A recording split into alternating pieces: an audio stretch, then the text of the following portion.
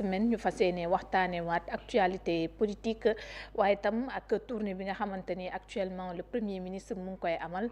dem na ba ci baykat yi ñoom tam fàttewuñu leen waaye tam ñëw ci wàllum tam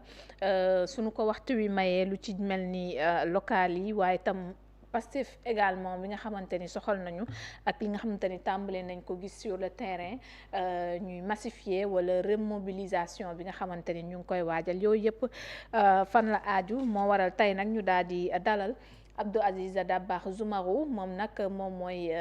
PCA bu TDS SA waaye tam moom moo bokkee ca Pastef Guédiawaye yore lépp nga xamante ni jëm na ca communication bi Abdou Aziz ñu ngi lay nuyu. waaw asalaamaaleykum wa rahmatullah maa ngi lay nuyu Soxna Mbène di am toujours contenté gëj naa fi nag ñu fi mujjee ñëw nous étions dans l'opposition oui. mais tey yàlla def na ñu ñoo nekk au pouvoir donc Allah. maa ngi lay nuyu di nuyu ñëpp ñu seetaan rawatina nag waa Géejawaay donc di am toujours mbégte ñëw fi di ñaan yàlla nag lépp lu ñu fiy wax rek mu nekk loo xam ne lu ñu gëm la ba pare lépp lu ñu fiy wax na nekk loo xam ne lu amal njëriñ ñu ñu seetaan la. actuellement ñu gis le premier ministre dañ ko fay dooree muy amal benn tournée boo xamante ni xaw naa yaatu dem na fu ci mel ni Kaolack surtout taxaw bi nga xamante ni taxaw na fa ndax dafa yemook tam fi nga xamante ni ñenn dañ koo soxla mu di baykat yi en tout cas mu def fa benn taxaw seetlu boo xamante ni am na solo surtout campagne beeg li ko tagga témbe naka nga gis wàcc sur le terrain boobu nga xamante ni le premier ministre def na ko tey ak lan la war a mën a yokk carrément. alors je pense que lii mooy premier ministre Ousmane Sonko ni lañ ko xamee. lii moo tax pour man sax sénégalais yu bëri bëgg ko maanaam c'est quelqu'un qui est proche maanaam ku jege peuple bi la ni muy waxee ni muy jëfee je pense que lii xëy na peut-être liggéey moo ko permettre chaque jour mu dem sur le terrain mais voilà moom lii moo koy dundal. il va être au contact de la population pour déglu leen. parce que nag nit boo leen di jiite dafay laaj des fois nga dem jege leen déglu leen parce que souvent day am intermédiaire yaa ma gën a xam c'est-à-dire njiit moom bu sori population bi rek bu moytuwul dinañ ko jox information yoo xam ne du loo xam ne moom la population yi di wax. donc lii mu nekk lu ñu rafetlu ñëpp xam nañ ne mbéy dafa nekk place dafa occuper benn place bu am solo ñun si suñu programme. donc c'est important mu dem jege population yi waxtaan surtout si campagne arachidière bi. alors li ma ci gën a neex mooy xam naa am na ñu bëri ñu ci commenté xam naa peut-être sax après nañ ci ñëw mooy par rapport ak li mu wax ne donte def nañ ay efforts mais am na lu des par rapport ak rendement à l'hectare bi. je pense que njiit noonu lay mel c'est-à-dire donte da ngay il faut toujours viser l'excellence. mu xëy na bu doon na nekk yenn njiit yi fi la ñuy nekk naan non on a fait une production record wala lépp gongo alors que c'est pas le cas moom toujours se remettre en cause. parce que xam nañ ne sénégalais dañ la dénk loo xam ne yow waruloo doylu. même bu fekkee li nga def baax na mais tout le temps tu te remets en cause et tu tiens un langage de vérité. parce que bi muy wax béykat yaa ngi foofu ministre baa ngi foofu mais il les a tenu un langage de vérité. c'est-à-dire wax dëgg yàlla encore une fois je pense Ousmane Sonko daal chance la pour Sénégal en tant que leader. tantôt tu as dit que bëri na réaction yu ci am. ndax le premier ministre justement bu mu taxawee ak ministre du commerce ministre de l'agriculture dafa wax ni surtout ma buuba nee na ko sa chiffre daaw yi ba mu ko déggee bi mu koy wax dama ko ne sa chiffre yooyu rangé ko. joxuñu la bonne information ndax campagne bi jaarul fa mu war a jaar réussiruñ ko. disons noonu la demee ba ci commercialisation bi mu indexé également ministre des finances ci wàllum financement bi waaye tam kii di Serigne Gueye Diop ci gis-gis ku ci mel ni juge Dème il a écrit par rapport à ça benn pàcc ci opposition bi ñi jot a jaar fu ni mel gis nañu ni dafa mel ni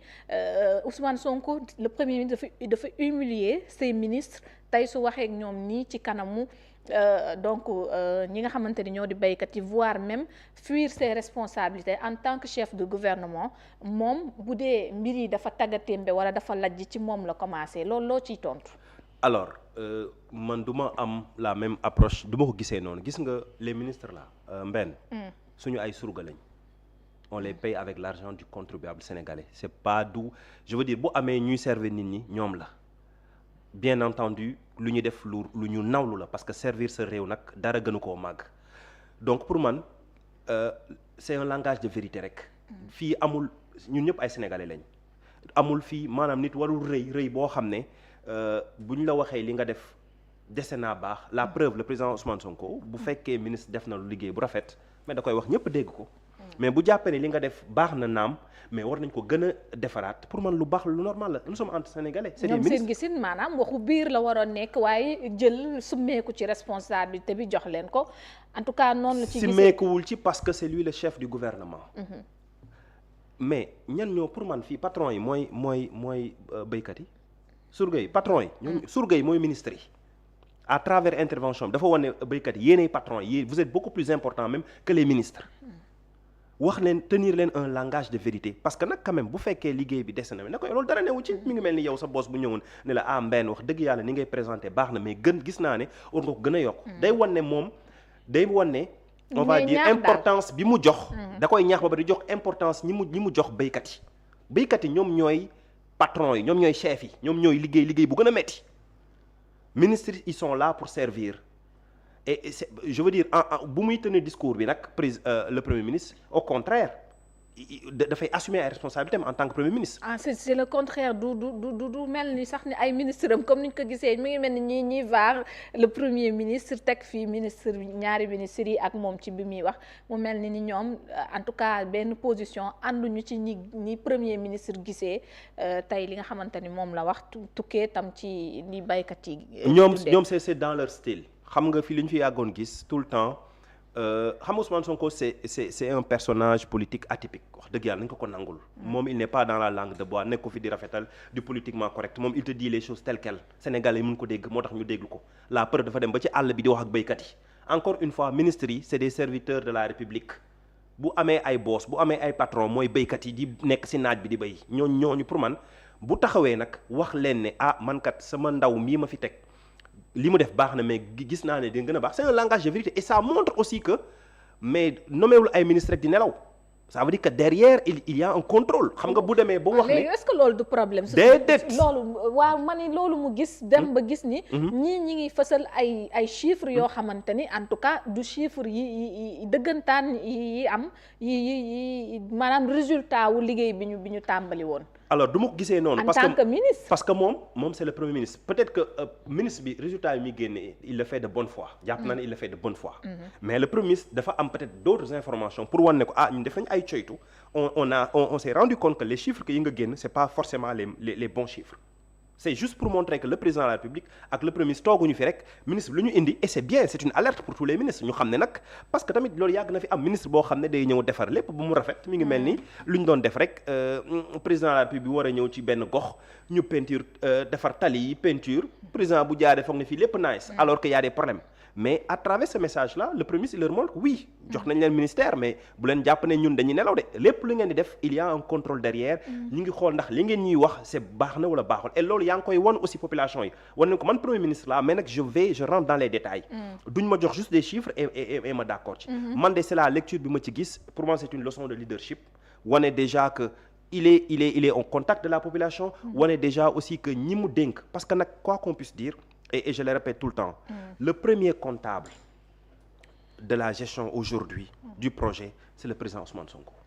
parce que lu xew moom la ñuy wax moo gën a comme lu koy gars yi waaw et puis moo jiite nag gouvernement bi waaw moo jiite gouvernement bi man nag su ma jiitee mbir mais j'y vais au bout du ma en fait du nangu kenn yàqal ko pour faire simple et c'est bien pour man nag ministres yi waruñu am égo c'est-à-dire lii dara newu ci parce que seen askan la ñuy liggéeyal parce que ministres yi jàpp naa ne ils ont beaucoup de volonté Mabouba Diagne je pense que c'est quelqu'un qui a beaucoup de volonté pour servir son pays donc boo amee premier ministre boo xam ne yow peut-être bu la amee da lay gën a soññ pour man c'est une chance parce que jarul am égo parce que tu sers ton pays tu sers les paysans pour man am lu gën a rëy loolu comme mission mu nekk tamit du ñu gis mu choisir par hasard ay bërëb yi ñuy jaayee gerte mu ñëw fa nii rek te avisé wul en tout cas mu fekkee mbir yi ni mu amee mu gisee ko noonu loolu tam mel ni dafa nekk beneen approche boo xamante ni le premier ministre amee na ko waaw mais président Ousmane Sonko il montre à tout le monde que moom sénégalais la comme ñëpp c'est pas le premier ministre qui est déconnecté des problèmes du pays gerte bi xam na béyu gerte bi laajte na am na ci ay information donc il vient te loolu mooy li ma la wax sànq rek des fois tu as besoin bu dee leader nga des fois da ngay wàcc ci suuf xool parce que xëy na des fois parce que ñun ay sénégalais lañ avant d'être premier ministre mais fekk na xam na luy béy gerte am na ay xarit yu béy gerte donc des fois c'est bien nga wàcc nga xool est-ce que yow lu ñu lay remonter est-ce que c'est vrai et puis tamit nga wan ñi ngay jiite parce que souvent gars yi ñi dañuy jàpp ne ñi nekk ci kaw ils sont déconnectés. si xamuñu bureau yi li la ñu xew, nekk xamuñu la xew. Oui. alors que ñi nekk ci kaw seen rôle c'est de xam lu ci xew lu xew. et moi je trouve que c'est une bonne approche. et encore une fois c'est un message qu'il lance à tous les ministres. ministre yëpp ñu xam ne. ñuy wàcc ci terrain bi waaw ñuy wàcc ci terrain bi constat. xam ne président Ousmane Sonko ñoom lépp li ñu def xam na ko te bés dina ñëw ci bés yi. mu wàcc fekk leen wala laajte ndax ñoom lu ñu koy remonter en tant que information. lu juste la wala du lu juste. pour man lii c'est une bonne manière de gérer. voilà puisque dañ ko dénoncé woon ci nguur yi wees. exactement alors mu nekk tournée boo xamante ni kon mu ngi koy wéyal loolu ci